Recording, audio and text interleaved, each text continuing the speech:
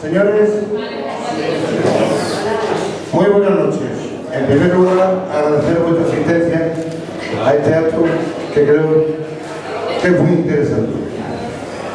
Hoy en la Peña Flamenca Favorito se viste de gala porque el tener un conferenciante o un estudioso del flamenco nos va a dedicar una gran conferencia o coloquio, no se tiene todos los días. Artistas suben mucho a las tablas, pero flamencólogos y conferenciantes muy buenos.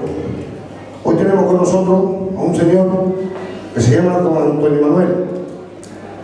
Es profesor de Derecho de la Universidad de Córdoba, presidente de los Ateneos de Andalucía y patrono de la Fundación Blas Infante. Señor es músico y no le gusta que le digan flamencólogo.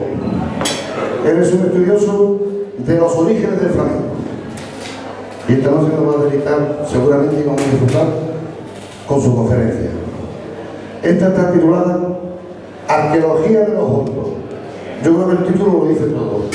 Y yo ya no puedo entender más, porque el que tiene que hablar es él, que es el conferenciante. Muchas gracias. Un fuerte aplauso.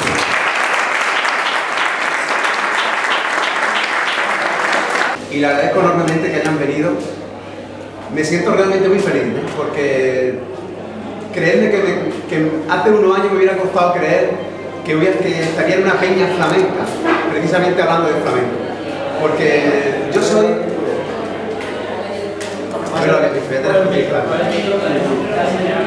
Sí, porque se oye bien así. Porque yo soy una víctima de cómo se vivió culturalmente la transición democrática en Andalucía, especialmente. Porque hubo un tajo descomunal en la transición democrática andaluza, en España en general, en la que ser moderno significaba romper con todo lo anterior, especialmente con todos los que habían conseguido la libertad democrática en Andalucía y en España. Yo pertenezco a esa generación que para ser moderno no tenía que parecer flamenco. De verdad que con el tiempo, en primer lugar me he dado cuenta de lo mucho que perdí. En segundo lugar me di cuenta de lo mucho que no aprendí al estar al lado de mi padre. Mi padre, si alguien admiró por encima de cualquier otra persona, fue a Antonio Fernández Díaz, Foforito. En la vida me ha regalado la oportunidad de hacerlo ateneísta de honor. La vida me ha regalado la oportunidad de conocerlo, y aunque he dado muchas conferencias sobre la huella andalusí y la huella morista, la huella andaluza en el flamenco y no en el flamenco, pero es la primera vez que lo hago en una peña flamenca, y casualmente o causalmente la peña se llama Foforito. Así que es un regalo del cielo que espero compartir con todos vosotros y con todas vosotras. Empezando diciendo, si no me importa, que me voy a presentar otra vez. Yo agradezco enormemente la presentación de Joaquín, pero me voy a presentar porque cuando se habla de los orígenes de algo, hay que remontarse a la palabra. El origen del flamenco está en la palabra, y la palabra es el origen de los flamencos. Porque las cosas existen cuando se nombran, y cuando no hay nombre, no existen. Si quieres saber el origen de algo, busca la palabra. Porque además podrán destruir todo tipo de pruebas, podrán destruir monumentos, podrán destruir papeles, podrán destruir incluso las personas. Pero hay dos elementos que no se pueden destruir. Son el alma y la palabra. Los sonidos. Los sonidos no se pueden destruir. Y precisamente el flamenco está hecho de esos dos elementos, de alma y de palabra, de sonido y de corazón. Así que voy a empezar por mi propio origen. Me voy a presentar yo. En la tradición católica, en la tradición castellana, el nombre es el que te ponen cuando te bautizan. Y es un nombre que no se modifica desde que nace hasta que te muere. Como si la persona fuese la misma, desde que nació hasta que murió. Yo me llamo Antonio Manuel, que es el nombre de mis dos abuelos. Y yo me siento extraordinariamente orgulloso por llevar en mi nombre la memoria de mi abuelo materno y de mi abuelo paterno. Pero en la tradición andalusí no es así. La tradición andalusí, el nombre contiene el pasado, el presente y el futuro. La primera parte del nombre es precisamente el futuro, el nombre del hijo que tienes o que vas a tener. Mi primer hijo se llama Liberto, así que yo me llamo Abu Liberto. La segunda parte del nombre es el nombre que te han puesto tus padres. Yo me llamo Abu Liberto Antonio Manuel. La tercera parte del nombre es la memoria, es el pasado, es el nombre de 3 generaciones. Yo me llamo Abu Liberto Antonio Manuel Im Juan, hijo de Juan, Im Manuel, Im Juan. Pero fijaros que en la tradición andalusí el nombre no era ser hijo de tu padre, sino ser hijo de tu madre, habitualmente con la preposición Yo me llamaría Rafaela, Rosario, Rosario. Luego explicaré por qué estoy diciendo esto. Disculpa un segundo, porque es que no se puede soportar tanto ruido. Mira, es una pena, vamos.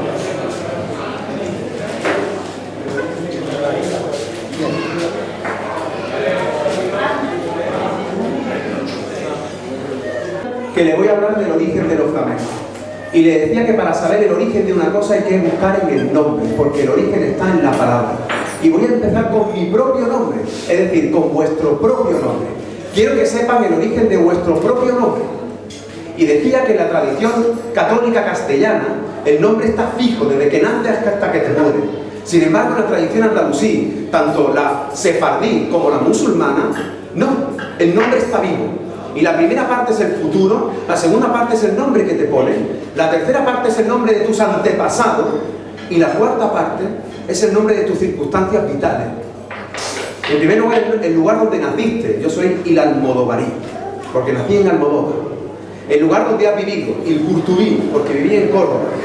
Mi profesión, yo soy profesor. Las características físicas por las que te conocen. Y toda esa cadena es tu nombre. ¿Y por qué he contado todo eso? Porque en la tradición flamenca, en la tradición andalusí, el nombre que se utiliza no es el nombre de la historia, no es el nombre que aparece en el libro de familia. Fosforito no se le conoce como Antonio Fernández Díaz. Manolo Sanlúcar se llama así porque tiene el lugar donde nació. Paco de Lucía porque tiene el nombre de su madre. En la tradición flamenca, el nombre es el de la memoria andalusí. Entonces voy a intentar explicar que el flamenco es un elemento de resistencia cultural andaluz, pero de la memoria frente a la historia. La historia es la que se te impone, la memoria es la que resiste.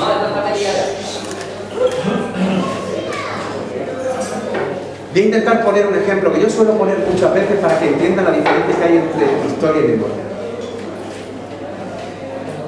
Imaginen una niña que duerme con el dedo pulgar entre el índice y el corazón. Exactamente así.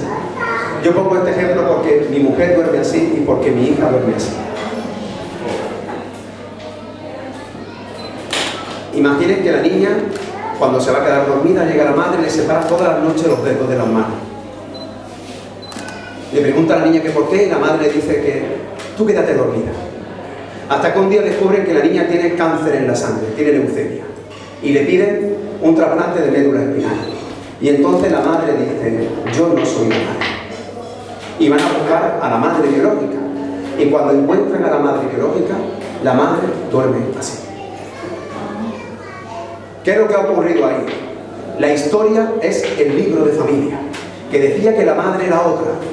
La memoria es la madre biológica. Si esa niña no encuentra jamás a la madre biológica, nunca hubiera sabido por qué dormía así. Cuando reconstruyes la memoria, ya podrás optar si quieres que tu madre sea la biológica o la adoptiva. Pero si tú tienes amputada la memoria, es imposible que sepa el origen de las cosas. Porque te han quitado una parte de conocimiento. Porque te están sometiendo a una ignorancia consentida. Y eso ocurre especialmente en Andalucía, donde nos han amputado una parte de la historia, y los andaluces no lo sabemos. Y eso es lo dramático. Yo vivo en Córdoba, ni más ni menos. Cuando digo ni más ni menos, que me estoy refiriendo a una ciudad que fue el ombligo del mundo, que fue capital de la península durante 1000 años, fue capital de la Hispania romana, de la Bética, fue capital de la Hispania bizantina, luego fue capital de Al-Ándalus. Y ahora el escudo de Córdoba es el escudo de Castilla y León. Tiene 2 torres y 2 leones, como si solo hubiera existido a partir de la conquista. Y os invito a que miren escudos de otras ciudades, precisamente del campo de Gibraltar, y van a descubrir que ocurre exactamente lo mismo. El río que pasa por mi pueblo, yo soy de Almodóvar del Río. Todos los ríos bautizan los lugares por donde pasan, todo. Aranda de Duero, Miranda de Ebro, Puente Genil. Solamente hay un río que pierde el nombre por donde pasa. ¿Cuál es? El Guadalquivir. Que no es un río cualquiera, es el río más grande, Wad al-Kabir, el río más grande. Y sin embargo, los lugares por donde pasa son Coria del Río, Lora del Río, Almodóvar del Río, Palma del Río. ¿Qué nos ha pasado? Nos han pasado que nos han amputado la historia y no nos hemos dado cuenta. Les voy a poner un último ejemplo para que lo vean con claridad. El otro día mi hijo Liberto me dice: papá, mañana tengo un examen, y me preguntan la edad media. La edad media.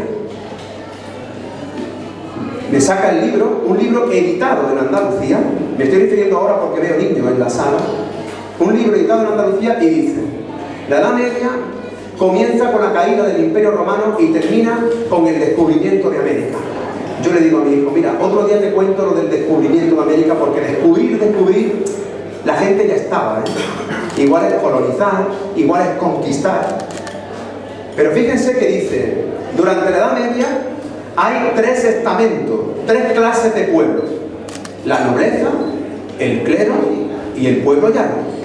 Y al lado hay un dibujo con un castillo, con un guerrero, con un monje. Y entonces yo le digo a mi hijo: mira, Liberto, esta es la Edad Media de París, esta es la Edad Media de Londres, pero no es la Edad Media del lugar donde vivimos. No es el lugar, no es la Edad Media de Córdoba, porque en Córdoba, además de nobleza, había emires, había califas, y porque además de clero había ulemas, había cadíes, había rabinos, y porque además de pueblo llano había filósofos, poetas, médicos y mujeres. ¿Qué nos ha pasado para que en el siglo XXI el escudo de la ciudad que fue capital de la península sea el escudo de Castilla y León, el río que es la columna vertebral de agua de toda Andalucía haya perdido el nombre, y para que todavía en Andalucía la historia de Andalucía sea la historia de Castilla? Pues porque nos han amputado la historia. ¿Y eso cómo se corrige? Con la memoria.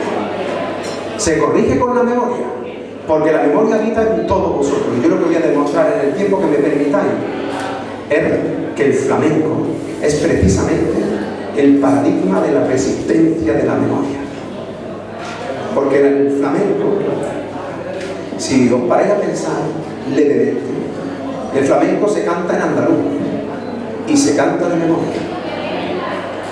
El flamenco no se puede cantar en castellano, se canta en andaluz. Y el flamenco se canta sin partitura, ni lo tiene el guitarrista, ni está pautado el baile, y por supuesto no está pautado el cante. Se canta de memoria, estoy hablando de memoria. Y la memoria es importantísima para entender las cosas que pasan. Yo hace unos años perdí el dedo anular de mi mano derecha. Por un accidente me quedé con una mano de 4 dedos. Es decir, yo tengo amputado un dedo. Si yo no tuviera esta mano, podría llegar a creer que las manos tienen 4 dedos. Pero como tengo esta, yo sé que las manos tienen 5.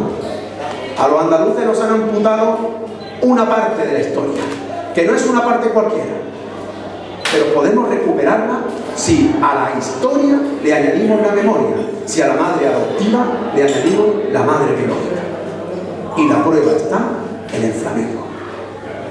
¿Y por qué está la prueba en el flamenco? Y ahora quiero que lo entiendan bien. La prueba está en el flamenco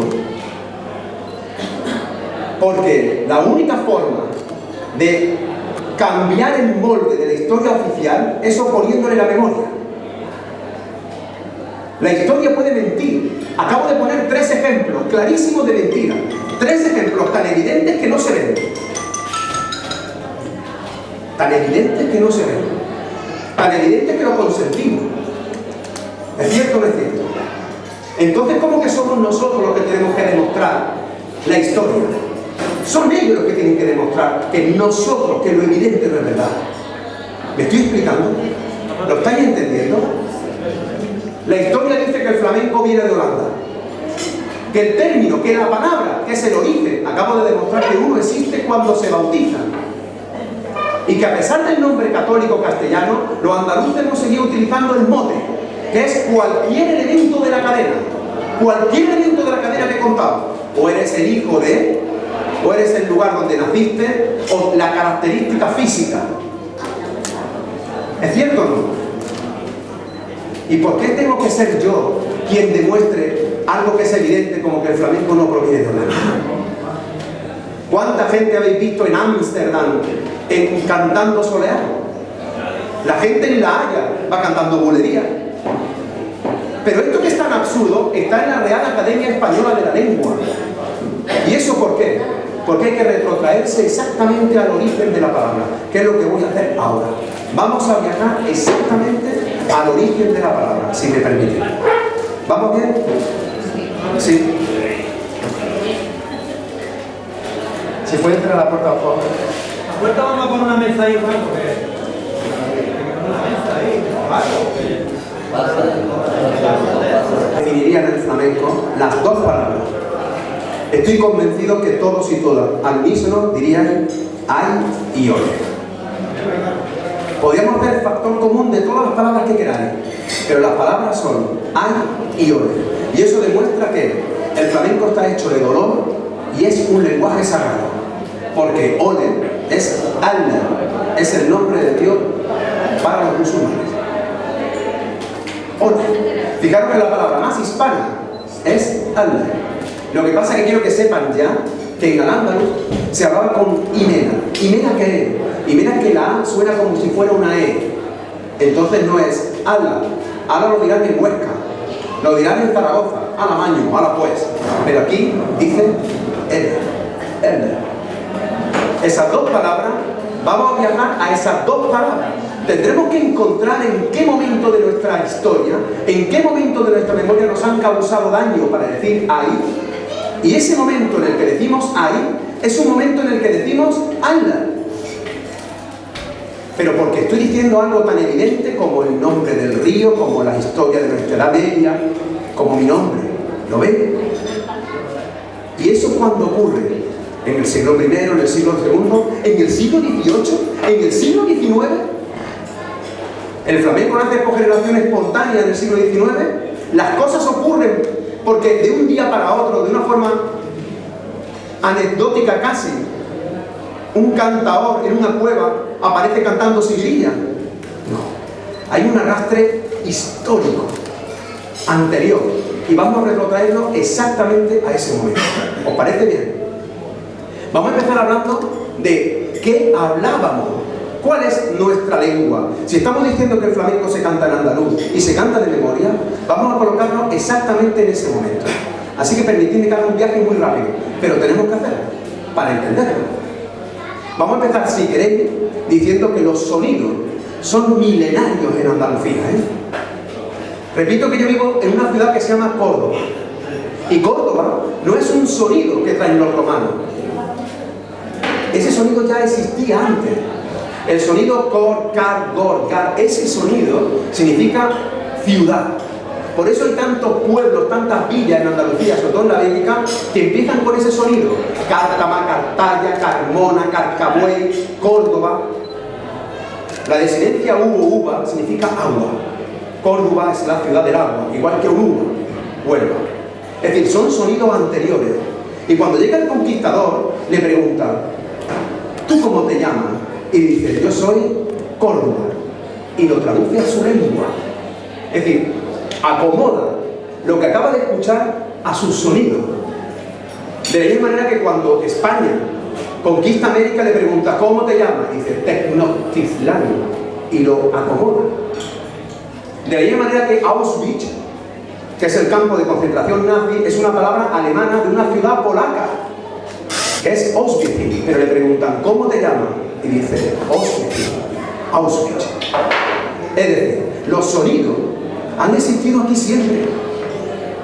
Pero resulta que donde vivimos no es un lugar cualquiera, porque casualmente, cuando se produce la Bética, cuando llegan los romanos, esta ciudad, este lugar, Andalucía, se convierte en la única provincia senatorial del Imperio Romano. Y esto es muy importante que lo tengáis claro. Es decir, Roma y la Bética, Roma y Andalucía se entienden como iguales. Es decir, no estamos hablando de un lugar culturalmente menor, sino un lugar culturalmente muy potente. Tan potente, que el segundo teatro de todo el imperio es Córdoba, que el tercero es Cádiz, que somos capaces de darle emperadores como Adriano, como Trajano. ¿Y qué es lo que ocurre? Ahora, ¿qué hablamos en ese momento? En ese momento estamos hablando los sonidos anteriores, pero ahora acabamos de aprender latín. Pero eso no ha provocado en ningún momento que hayamos perdido nuestras palabras milenarias. ¿Lo estáis entendiendo hasta ahora? En ese momento se produce la invasión goda, una invasión extranjera y minoritaria, y se produce sobre el siglo V. Pensad un momento lo que voy a decir, que esto es clave. La gran diferencia que hay entre el sur peninsular y el norte peninsular es que el sur somos ciudades sin reino, pero el norte son reinos sin ciudades. La gran diferencia es que en el norte no existe Loja, Guadix, Osuna, Écija, Sanlúcar. Existen ciudades de 30, 40 o 50 habitantes. Pero el sur no, es pluricéntrica. Es un país de ciudades. Cuando se produce la invasión goda, las ciudades sobreviven como ciudades-estado casi un siglo. Y esto que estoy diciendo es muy importante, porque la cultura que nos viene no tiene capacidad para imponer una cultura superior, porque no la tiene, porque carece. Pero eso empieza a entrar en decadencia. ¿Y sabéis por qué empieza a entrar en decadencia? Por algo que vosotros sabéis muchísimo, porque le cortan los lazos con el Mediterráneo y deja de existir el Mediterráneo. Y entonces llegan los andaluces y dicen: nosotros queremos seguir siendo mediterráneos, porque ser mediterráneo es ser europeo, porque tan europeo es el de Córdoba, el de Algeciras, como el de Tánger, como el de Roma, como el de Grecia, como el de Jerusalén. Y aquí ocurre un hecho histórico que también, ahora que tengo chicos y chicas pequeñas, también nos han vuelto a amputar de los libros de historia. Y es que desembarcan el Imperio Romano de Oriente en las costas de Nerja en el 525, y en un día, sin Facebook, sin Twitter, sin Telegram, sin WhatsApp, 25 ciudades andaluzas se hacen bizantinas. ¿Hubo una conquista militar? No. Hubo una atrición política, porque la gente dijo: yo quiero seguir siendo grande, yo quiero seguir siendo mediterráneo. Y eso provoca que durante un siglo Andalucía sea diferente del norte, es decir, que haya clarísimamente dos edades medias. Y eso es lo que tenéis que tener muy claro.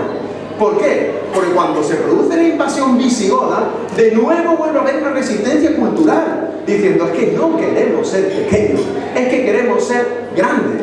Y por eso, después de la entrada de los musulmanes en una zona, creedme, que todavía por explorar, porque todavía en el siglo VIII prácticamente no hay nada. ¿Se oye bien? ¿Se oye bien? Cuando se entra, fijaros qué cosa más interesante, casi un siglo, todo es una nebulosa, hasta que Abderramán I, en un lugar mítico en Andalucía, que es Archiona, Sidunia, Sidón, tiene el mismo nombre mítico que Medina Sidonia, Sidón. Allí, Abderramán se vuelve a proclamar emir y le dice a Andalucía: os devuelvo el Mediterráneo. ¿Y qué hace Andalucía? Se vuelve a hacer Mediterráneo. Y en ese momento, ¿qué hablan los andaluces? Pues hablan el idioma que traíamos de arrastre, más el latín, pero es que pensar que hemos sido bizantinos, es decir, que nos hemos orientalizado. Y poco a poco empezamos a hablar el árabe. Esa viene a ser nuestra lengua natural, pero poco a poco. Estas cosas no ocurren de un día para otro. A nosotros nos han enseñado la historia como si fueran semáforos, de forma que de un día para otro uno aprende una lengua. Y eso es absurdo, tan absurdo como que la aprenda como que la olvidemos. A nosotros nos han enseñado que en 1492 se conquista Granada y al día siguiente la gente ya no sabe árabe. Como si Angela Merkel dijera mañana, estoy cansada de gobernaros desde Alemania, a partir de mañana vais a hablar todo alemán, y mañana todo habláis alemán. Pues no lo hemos creído. La historia no se cuenta así, la historia tiene fases de tránsito importantísimas. Y ahora viene la clave, o por lo menos yo entiendo que viene la clave. La clave es que empieza a producirse la conquista. Hoy vengo a hablar del flamenco, pero es importantísimo lo que estoy explicando ahora, porque si no lo entendéis, no voy a poder explicar lo que viene después. Se produce poco a poco la conquista castellana, porque nos han enseñado que las estructuras son políticas. Primero fueron romanos, ¿no? Bueno, es muy importante que en Andalucía parece que fue un solar, que aquí nunca hubo nadie. Cartagineses, fenicios, romanos, griegos, árabes, visigodos, o sea que aquí no hubo nunca nadie. Y de repente la historia se cuenta con religiones, musulmanes y luego cristianas. No, al-Ándalus y luego Castilla. Y esa fase no es una fase que dura un día, es una fase que dura desde 1236 más o menos que se conquista Córdoba, 1492 que se conquista Granada, 1609 que se decreta la expulsión. Estamos hablando de casi 4 siglos de colchón. Y a nosotros, todo eso nos lo han quitado. Y lo desconocemos. No solamente nos lo han quitado, sino que nos lo han extranjerizado. Es así. ¿Eso ha ocurrido en los libros? Sí. En los libros sí. Pero aquí no. ¿Y eso por qué? Por el mecanismo de resistencia. No sé cómo ando de tiempo, no sé si estoy aburriendo mucho. ¿Vamos bien? ¿Sigo? ¿Por qué? Porque llega un momento en el que se dice, hay un momento en el que se dice, para ser español no se puede ser distinto, no se puede ser ni judío ni se puede ser musulmán. Pensad, y esto es muy importante que lo tengáis claro, que ser judío o ser musulmán no significa ser étnicamente distinto. Es ser tú, pero rezando a dioses diferentes. Y hay un momento en el que se dice que no se puede ser y que tienes que cambiar tu lengua. En ese momento en que se dice que tienes que cambiar tu lengua, empiezas a hablar en cristiano. Hoy no estás muy católico. Empiezas a ponerte castellano. Empiezas a vestirte por los pies, como si hubiera un hombre que no se vista por los pies. Los que no se visten por los pies son los que se ponen chilados. En ese momento en el que se destruyen todos los edificios para convertir a las mezquitas en iglesia, dice Inés Bacán, la cantadora de Triana, dice, qué bonita es por Triana y ver la Torre del Oro sin campana, porque la Torre del Oro no la convirtieron en iglesia. En ese momento, fíjense, en ese momento hay dos opciones. La primera opción es convertirte al catolicismo para seguir vivo, la otra es irte. Mucha gente se fue, claro que mucha gente se fue al norte de África o se fue a América. Es absurdo, completamente absurdo que nos digan que los conquistadores americanos eran vascos, catalanes o extremeños. O sea, es normal que un descubridor sea de Algeciras, pero de Trujillo, que una persona nazca en Trujillo y que su vocación sea ser descubridor, como si la playa de Trujillo, ¿alguien está en Trujillo? Y sin embargo todos lo hemos creído. ¿Cuál es el nombre de la ciudad que más se repite en toda América desde Alaska a Tierra de Fuego? Es Córdoba. Y la segunda es Granada. Y el primer reino que se nombra es el nuevo reino de Granada. Entonces, ¿quiénes son los que van? Pues se produce la mayor operación de exilio de la historia de la humanidad. Y coincide con el mismo año que se conquista Granada. ¿O parece casualidad que en el 1492 se conquiste Granada y en el 1492 se descubra América? Y os habéis creído, o nos hemos creído, que las poblaciones del norte peninsular, que a fecha de hoy todavía tienen 30 personas, son las que repueblan el sur. Las que repueblan Córdoba, Sevilla, Málaga, Granada, Loja. La inmensa mayoría no se fue.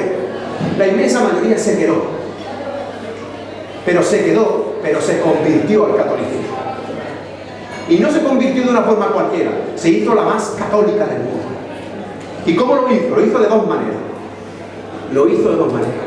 La primera es haciendo lo mismo que hacía antes hasta que olvida por qué lo hace. La segunda es hacer justamente lo contrario para que nadie te pueda acusar de que eres musulmán ni que eres judío. Voy a poner el primer ejemplo. Seguro que muchas mujeres de las que están aquí presentes o han hecho sábado o sus madres hacían sábado. Hacer sábado es abrir la casa, las ventanas, los balcones y ponerse a limpiar la casa para que... Estas mujeres en la mayoría de los casos eran amas de casa. Podían haber limpiado la casa el lunes, el martes, el miércoles. ¿Por qué no hacían un sábado? Los judíos no pueden hacer nada los sábados. En sábado está prohibido hacer nada. Un judío converso es un marrano, esa es la palabra. El judío que se convierte al catolicismo es un marrano. Las mujeres limpiaban la casa los sábados para que no pudieran ser acusadas de ser marranas. Porque si era judía o parecía judía, te quemaban, te mataban. De ahí viene la expresión no jodas la marrana, como si eso fuera fornicar con un cerdo. No, es fornicar con una judía. O te vas a quedar a 2 velas, porque en el sabbat se ponen 2 velas en la ventana. Si se descubre que hay 2 velas, entonces te confiscan todo. La otra es seguir haciendo lo que hacía hasta que olvidas por qué lo haces. Yo hace unos años estuve en Níger y fui a entrar a una mezquita. Yo no soy musulmán, pero para entrar a la mezquita tuve que hacer la ablución, lavarme, como se lavan los musulmanes. Al lado había un niño, y el niño cogió una palangana de agua y se lavó así. Cogió la palangana y hizo así. Se echó agua en la cara, en los ojos, en la boca, en los oídos, en la nariz y terminó frotándose el pelo. Mi padre se lava así antes de ir a comer. Y mi abuelo. Y la gente que ha ido al campo o que ha ido a la pesca sabe que también se lavan así. Es decir, se lavan como musulmanes y no saben por qué lo hacen. En muchos lugares de Andalucía lavarse así se llama al-Ghafar. Al-Ghafar es uno de los nombres sagrados de Dios. Para los musulmanes es el perdonador. Están pidiendo perdón y no lo saben. La mayoría de la gente que se quedó aquí se convirtió al catolicismo. Y muchos se asimilaron y parecieron los más católicos. Por eso en Andalucía se hace la Semana Santa como se hace, con ese fervor tan descomunal. La Semana Santa es una de las pruebas más evidentes de demostración de no ser católico. Es asombroso que en la costa, que en Chiclana, el plato preferido sean chicharrones, cerdo y vino. Pero porque el que toma cerdo y el que toma vino no es que musulmán, no es judío. Tú no puedes acusar a alguien que come cerdo de ser judío. Y por eso los andaluces hemos estado comiendo cerdo por la mañana, por la tarde y por la noche, pero sin saber por qué. Y la Semana Santa, ¿no está prohibido rendir culto a las imágenes? ¿Qué hemos hecho los andaluces? Sacar las imágenes a pasear. Yo no sé si habéis escuchado seguramente la expresión tirar de la manta. ¿La habéis escuchado alguna vez? Pues bien, en las iglesias, en la entrada a la iglesia, estaban los cantiles, aparecían, perdón, en la entrada de la iglesia había una manta donde estaban los nombres de los conversos, que son los hermanos. Los hermanos. Esa lona que se ponía en la entrada de la iglesia era que se ponía debajo de los pasos. Y la gente que se metía debajo eran los que tenían su nombre en la manta. Los conversos, para que no pudieran ser delatados por ser conversos. Pues bien, la huella más importante de resistencia es el flamenco. ¿De dónde viene la palabra flamenco? ¿Qué se hablaba en el momento en el que se produce la pérdida? ¿Se hablaba el árabe? Ya no. La gente recordaba palabras, igual que un emigrante andaluz que vive en Alemania, que él sí sabe castellano, pero su hijo ya empieza a olvidarlo y su nieto ya empieza a olvidarlo. Sabe palabras sueltas, pero ya no sabe palabras. O la han alemanizado, por llamarlo de alguna manera. Eso también le pasa al pueblo gitano. Muchos del pueblo gitano sabe calor, pero palabras sueltas, la han castellanizado. Camelar es un verbo castellano. Porque ¿cómo se conjugaba un verbo en calor? ¿Comprendéis? En el momento en el que se decide que ya no se puede hablar árabe, en ese momento la gente tiene que aprender castellano. ¿Y cómo aprende castellano? Pues aprende castellano, fijaros qué cosa más interesante. aprende castellano utilizando la grafía árabe, que es la que sabían escribir. Es la que sabían escribir. Y cogen los sonidos, como he explicado antes, y los escriben con esa grafía. Esa es la aljamía. Esa es la aljamía. Si, os voy a poner un ejemplo para que lo entendáis muy fuerte. Si mañana yo os digo que me escribáis en un papel cómo se dice aujourd'hui en francés, que es aujourd'hui, ¿cómo escribís aujourd'hui? ¿Con ella o con Y? ¿Con una U? ¿Con una O? ¿Cómo ponéis aujourd'hui? ¿Cómo se dice? ¿Con una G? ¿Con una R? En árabe hay hasta 4 sonidos: F, C, Z, Zin. Cada andaluz cogió uno. Y por eso unos dicen casa, otros dicen casa, otros dicen cafa. Porque ocuparon el sonido, pero eso nos condenó a ser, ¿qué? Ágrafos. Y a que fuéramos acusados de ser analfabetos. ¿En qué se canta el flamenco, repito? En andaluz. ¿Cuándo nace el flamenco? Cuando nos quitan lo que son. Blas Infante, que sabéis que tenía una intuición mágica, sabía que nos habían amputado la historia, que no teníamos pruebas y que no más dramático, nos habían puesto a nosotros la necesidad de tener que demostrar lo evidente. Hay documentos y el tuyo vale. O sea, el documento de un extranjero del siglo XIX que dice que flamenco proviene de Holanda porque la gente se pone colorado, ¿ese es el argumento cierto o puede ser más cierto que en árabe fela significa campesino? Pido perdón porque no hablo bien en árabe y aquí hay gente que sí lo habla muy bien, de antemano, perdón, pero para que se entienda, fela es campesino. En árabe hay 2 grados de expropiación. Cuando te quitan lo que tienes, eres un mendú. De ahí viene la palabra mindundi. Pero cuando te quitan lo que tienes y lo que eres, cuando te prohíben hablar en tu lengua, rezar a tu Dios, vestir como vestía, te conviertes en un mencú. Un mencú es un marginal, un desposeído, un don nadie, un tirado. Flamenco es un flamenco. Inicialmente el flamenco era el que se queda aquí y le han quitado todo.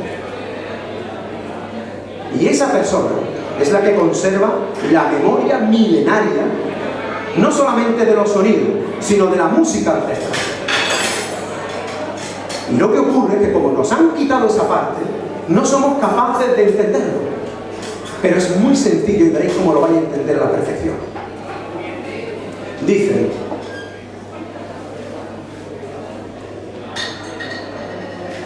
un musulmán, cuando se declara musulmán, dice la sahaba, que es la ilaha illallah. ¿Por qué no probáis a decirlo con la E? Le ilaha illallah. Dicen: los niños y los borrachos siempre dicen la verdad. ¿Lo habéis escuchado? Los niños y los borrachos siempre dicen la verdad. Eso no es del todo cierto.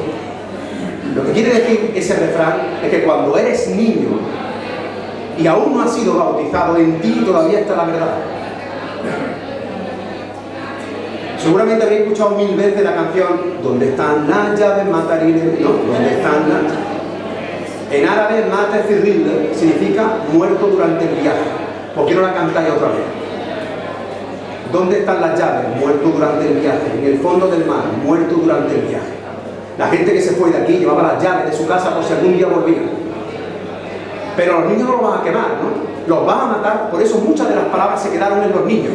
De hecho, todavía en Andalucía, cuando una persona no está bautizada, dice que está morita. Todavía está morita. En el Levante, cuando un niño o una niña antes no estaba bautizada, se le hacía una fiesta y se le cantaban sandingas. San es una palabra de difícil encaje en el árabe. Porque, claro, ¿cuál es el problema? Que las palabras no son exactamente las que podías hablar hoy, sino las palabras que se hablaban en el siglo XVII por gente que olvidó la lengua que hablaba. ¿Me entendéis? Esa es la clave. Pero san puede significar ayuda o puede significar purificación. Y lo digo porque en muchos lugares de Andalucía, cuando hay Candelaria, se cantan sandingas. Y se cantan, por ejemplo, fijaros, se dice, dale con el le, dale con el aya. O dicen, ole, ole, Holanda. ¿Cuántas veces habéis cantado ole, ole, Holanda? Así, ¿no? ¿Y eso qué significa? ¿Qué tiene que ver Ole Ole Holanda en un villancico? Porque la ilaha anta es no hay Dios sino tú. Y eso se canta. Y lo cantan. Hasta que lo van repitiendo y ya no saben lo que están cantando y lo encajan en otro sonido. Dale con el le, dale con el la, ya podría ser dalo a la ya, si lo que yo digo tiene significado, lo que dice Dios tiene significado. A partir de ahí, si vais incorporando elementos, es una auténtica revolución. Por ejemplo, una de las palabras más repetidas del flamenco es la fatiga. Fatiga, hay que ver las fatigas que estás pasando, las fatigas que me cuestan.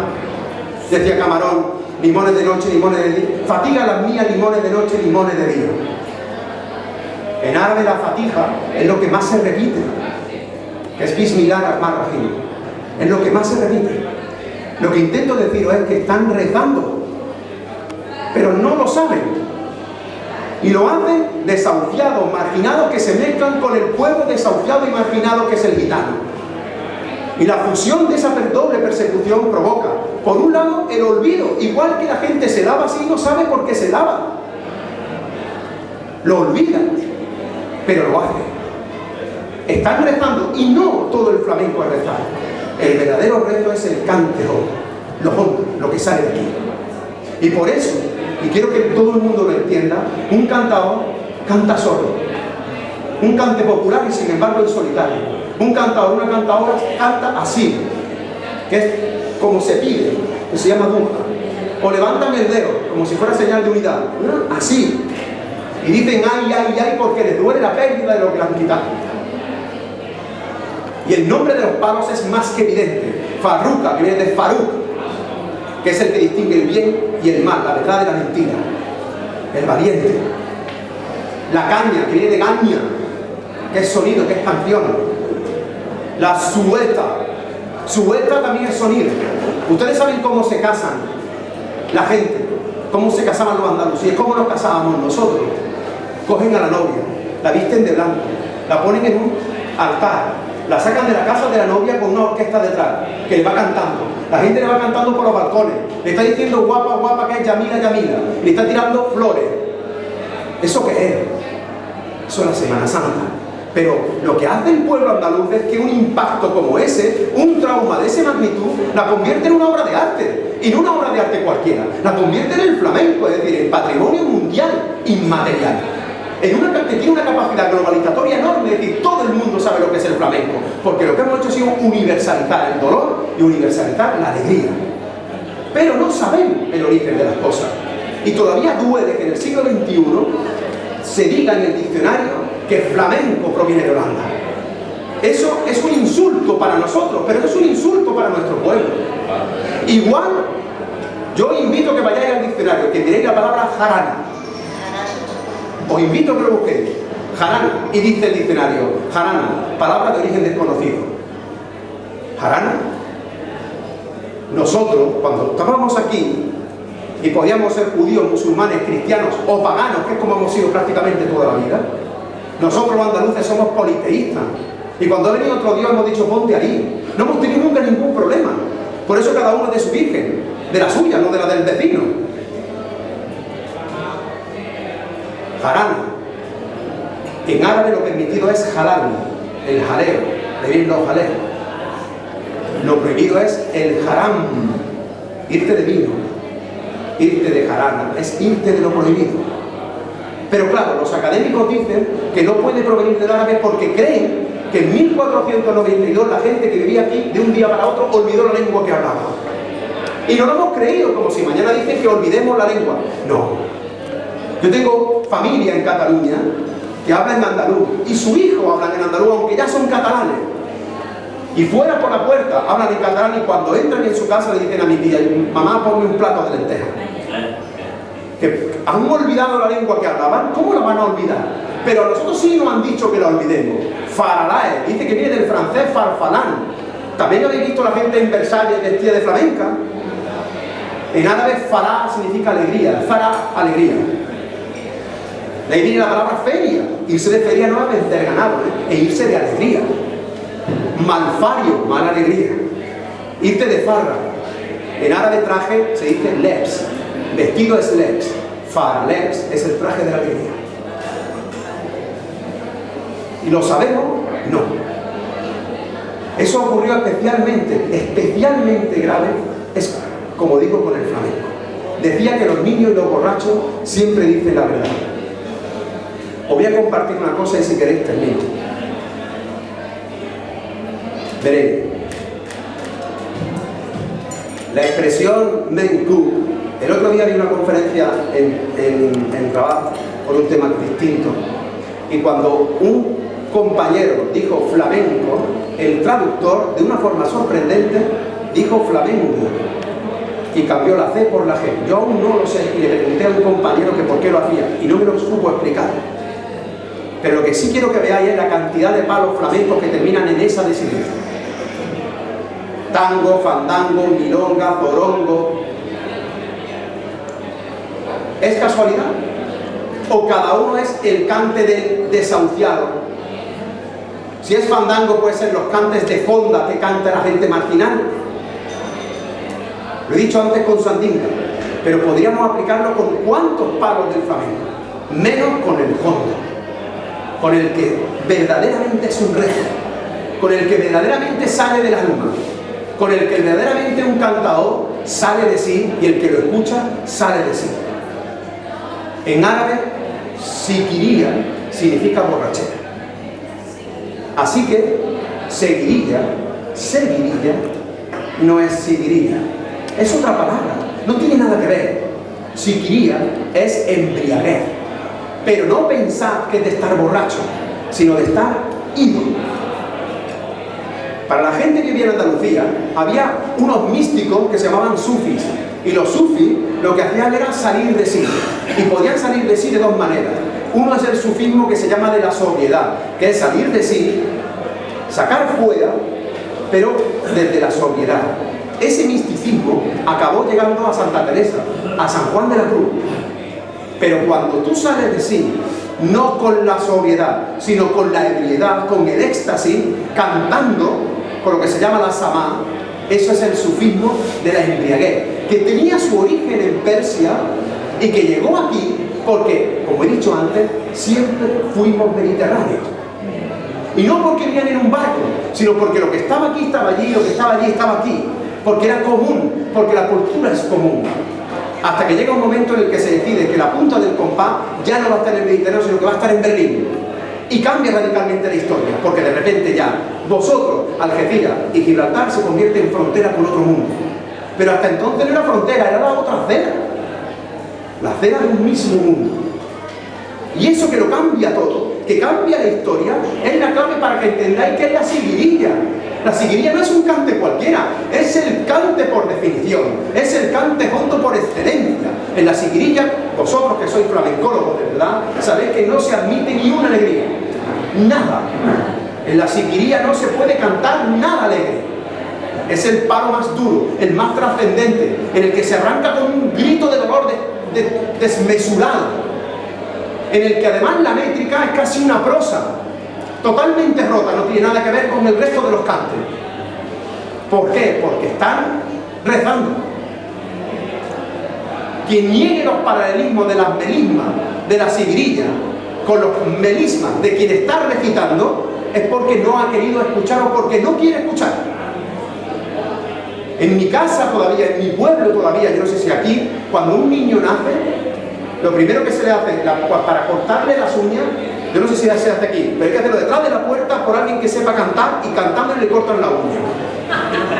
¿Es verdad o no? ¿Y eso por qué? ¿Y eso por qué? Porque lo están bendiciendo. Es la primera vez, fijaros qué fuerte, es la primera vez que se le corta su naturaleza. Es la primera vez que se le toca. Y en la primera vez que se le toca, se le canta, se le está rezando, se le está bendiciendo. Pero como en público, no, detrás de una puerta. No, detrás de la puerta, a mí, en mi casa, detrás de una puerta. Eso, como estoy intentando explicar, el intentar disfrazar lo que tú eres para que no se den cuenta, probablemente uno de los símbolos más importantes son las tajadas. El otro día el tío pilló una tajada como un mulo. ¿Qué es una tajada? Una tajada como un mulo. ¿Alguien me puede explicar qué es una tajada como un mulo?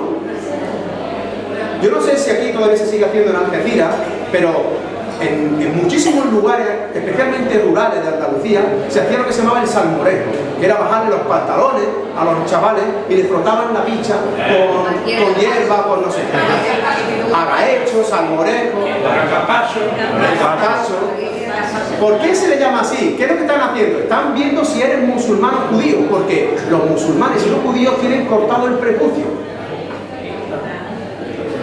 Están ratajados.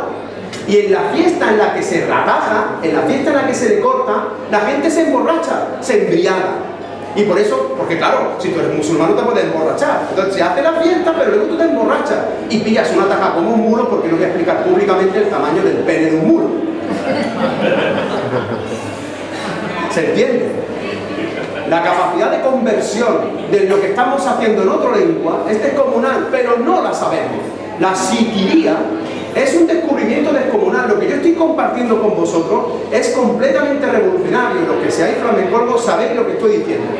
Estoy diciendo que es una prueba de la memoria, del mantenimiento de un tipo de sufismo que hubo en Andalucía, que es el sufismo de la embriaguez, que no quiero, digamos, no quiero tampoco aburrirlo, pero quiero que sepáis que aquí hubo pensadores como Abu Madián, como Al-Sustari, que fueron capaces de mezclar ambos sufismos, el de la embriaguez y de la sobriedad. ¿Y sabéis dónde se hacía? En las tabernas. ¿Y cómo se hacía? Cantando. ¿Y qué cantaban? Al vino, pero no porque fueran borrachos, sino porque el vino era una señal de embriaguez. Y eso acabó heredándolo ni más ni menos que el misticismo castellano. Y como era peligroso, los meten en las cárceles. ¿A quién? A Santa Teresa, a San Juan, a los que sabían que en realidad eran continuadores, ni más ni menos que del misticismo islámico. Pero claro, a los que no podían meter en la cárcel más todavía, éramos a la gente como nosotros, a los moriscos, a los gitanos, que los metían. Y claro que sí, de ahí nacen las playeras, las carceleras, ahí nace todo el dolor de los martinetes. Pues claro que sí. ¿De dónde van a hacer? Porque nos duele. Pero lo que no pueden es controlarlo. ¿Y qué hace el pueblo andaluz? Este pueblo, el nuestro, ha sido capaz de hacer memoria olvidando. Y lo que tenemos que hacer es intentar recuperar la memoria. Lo que estáis haciendo vosotros en vuestra peña no tiene precio. No lo podéis ni imaginar, ¿eh? Porque cada vez cuesta más trabajo mantener peñas flamencas.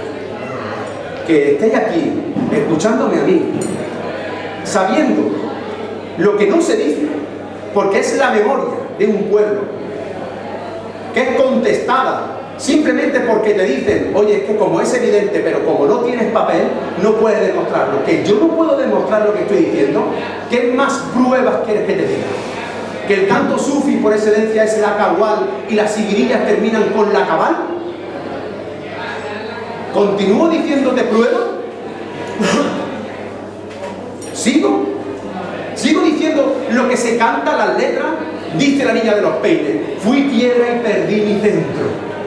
Fui piedra y perdí mi centro. Eso es sufismo puro de An-Nuri, de cómo se llega hacia adentro mirando hacia afuera. Decía Antonio Mairena, por tu culpa he perdido del cuerpo los sentidos y las potencias del alma. Las potencias del alma. ¿De dónde has escuchado ese hombre eso? Los sentidos del cuerpo y las potencias del alma. Pero no somos analfabetos. ¿Cómo es posible que Antonio Mairena esté cantando a Platón? Es que está cantando sufismo, pero no lo sabe. Pero ahora sí lo estáis sabiendo. Estáis sabiendo que la siquiría es la prueba más evidente de que hemos resistido a todos los impactos culturales. Nos podrán amputar el nombre del Guadalquivir, nos podrán amputar el nombre, incluso nuestro propio nombre, y nos vamos a seguir llamando Paco de Lucía, Manolo Sanlúcar o Foforito. Nos podrán amputar hasta la historia de los libros, pero lo que no van a amputar es nuestra memoria, que es la memoria del flamenco y la razón por la que yo estoy aquí. Muchas gracias.